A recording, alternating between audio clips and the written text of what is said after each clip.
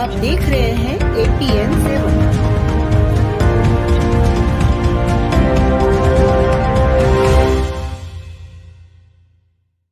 गांव में कुर्सी बेचने वाला आता है और 400 रुपए 400 चिल्लाते हैं, लेकिन अंत में 100-150 में देकर चले जाते हैं। यही हाल बीजेपी के जुमले का होने वाला है। हाथ बदलेगा हालत, अब नहीं चलेगी जुमलेबाजी की सरकार। तिवारी, देवास। आनंद गुप्ता, राजेंद्र मालवीय के समर्थन में अखिल भारतीय कांग्रेस कमेटी के मीडिया समन्वयक श्री राजेश तिवारी ने ली पत्रकार वार्ता।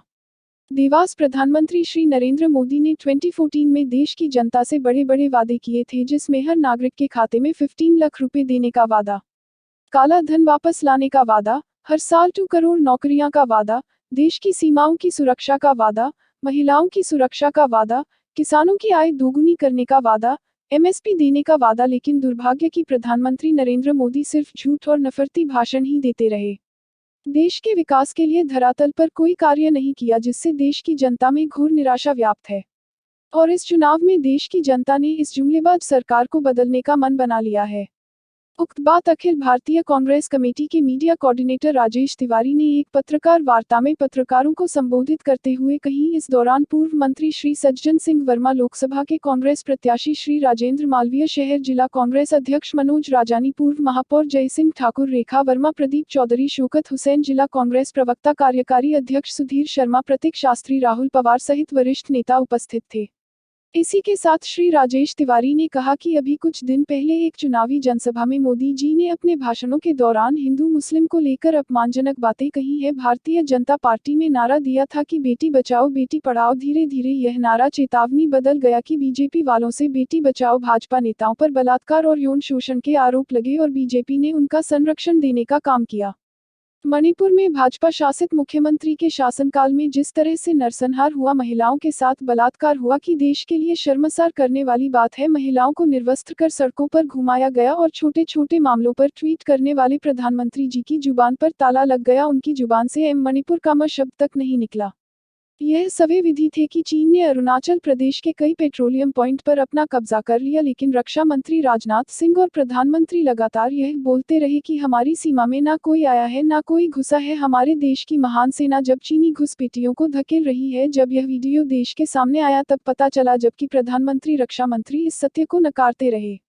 दूसरी ओर आज मोदी जी बड़े जोर शोर से जनसभा में एक नारा प्रचारित कर रहे हैं कि अब की बार 405, जबकि वास्तव में यह संविधान बदलने की सखी से बीजेपी की कई नेता और सांसद जनसभाओं में यह स्वीकार कर चुके हैं कि हमारी 400 सिम आई तो हम संविधान बदल देंगे। 400 सीट पर का जुमला सिर्फ झूठ है। गांव में कुर्सियां बेचने वाले आते हैं तो वह 400-400 चिल्लाते हैं, लेकिन अंत में 100-150 रुपए में देकर चले जाते हैं। यही हाल बीजेपी के जुमले का भी है। कांग्रेस नेता राहुल गांधी ने स्पष्ट कह दिया कि कुछ भी हो जाए बीजेपी 150 पार नहीं जाने वाली। मोदी सरकार ने वादा किया था कि किसने ब्याह दोगुनी होगी, SP दी जाएगी, लेकिन वही किसान अपने मांगों के लिए जब दिल्ली आ रहे थे तब उनकी राहों में कीलें बिछाई गई, आंसू गैस के गोले छोड़े गए और सैकड़ों किसानों की जान गई। पूरे देश में यह प्रसिद्ध है कि मोदी जी की सरकार मित्रों की सरकार है। मोदी जी ने अपने चुनिंदा मित्रों का 16 लाख करोड़ का कर्ज माफ कर दिया। जो पैसा हिंदुस्तान के दर्द की दवा बन सकता था, वह पैसा अदानी की हवा बनाने में लगा दिया। कांग्रेस पार्टी ने अपना घोषणा पत्र में 5 न्याय की गारंटी प्रस्तुत की है। पहली युवा न्याय, दूसरी किसान न्याय, तीसरी नारी न्याय, चौथी श्रमिक न्याय, 5वीं हिस्सेदारी न्याय। देश का युवा आज अपना भविष्य देख रहा है। यह मोदी जी के खोखले और नफरती की नारों से उब गया है। वह जैसे 2004 में शाइनिंग इंडिया की पोल खुल गई थी और UPA की सरकार बनी थी, वैसे ही देश ने परिवर्तन का मन बना लिया है। देश की जनता को मोदी जी झूठी गारंटी पर कोई विश्वास नहीं है। देश का जनमानस राहुल गांधी जी के नेतृत्व में नफरत के बाजार में मोहब्बत की दुकान खोलने चल पड़ा है। इंडिया जो है गठबंधन में आपस में टकरा रहे हैं, तो आने वाले 5 साल में कितने प्रधानमंत्री? अभी किसी ने प्रश्न पूछा था कि बंगाल में ऐसा हो रहा, ममता कर रही, फला जगह केरल में ऐसा हो रहा है, क्या ये स्ट्रेटजी का पार्ट नहीं हो सकता? तो क्या 5 इंडिया अलायंस की स्ट्रेटजी नहीं हो सकती? क्यों हम वोट काटे?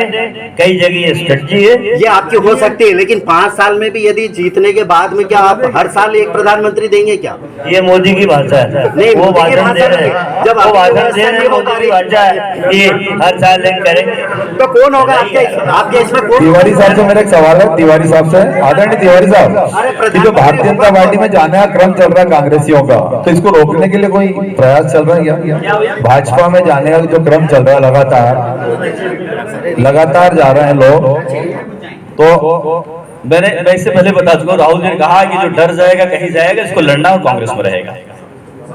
सर मेरे दो सवाल हैं। सर सबसे पहला तो आपसे है, आपने अभी जो विपक्ष के लिए बहुत सारे ड्रॉबैक्स बताए हैं कि उन्होंने ऐसा किया वैसा किया, विपक्ष के लिए सरकार, हाँ सरकार के लिए आपने बताए हैं। अगर आप यहाँ पर एक विपक्ष में हैं, कांग्रेस एक विपक्ष में है, तो उसने कितना स्ट्रॉन्ग रोल प्ले किया है। आप लोग जब भी किसी भी चीज को प्रोटेस्ट करते हैं, हमेशा वो सिंबॉलिक रहता है, कभी भी उसको हार्ड वर्क की तरह नहीं करते हैं कि वो आगे वो चीज सॉल्व हो और कांग्रेस आगे बढ़े। और ये जो भाजपा जो है, जो आपको लगता है कि वो अभी इस जगह पहुंच गई है, आजकल धरने भी भैया 15 मिनट के आंशिक होने लगते हैं, फोटो के लिए जगह भी फिक्स। देखिए, देश के इतिहास में मुझे लगता है जितना सशक्त विपक्ष का नेतृत्व राहुल गांधी ने किया, शायद किसी ने किया। स्वतंत्रता के आज तक इतिहास में इतनी पैदल यात्रा किसी नेता ने नहीं की। आपको सिंबॉलिक लगता है ये? पूरे देश में एक मातृशक्ति को नमन करता हूँ, मातृशक्ति को नमन करता हूँ। देवास के सभी मेरे महानुभाव पत्रकार बंधुओं को नमन करता हूँ, मातृशक्ति को नमन करता हूँ। और कांग्रेस पार्टी की तरफ से मुझे उम्मीदवार बनाया है। मैं आपको इतना विश्वास दिलाऊं कि आपके बीच में रह के सेवा का संकल्प लेके इस क्षेत्र में आपका आशीर्वाद, सबका आशीर्वाद का काम करूंगा, ये मेरा आपको विश्वास दिलाना चाहता हूँ।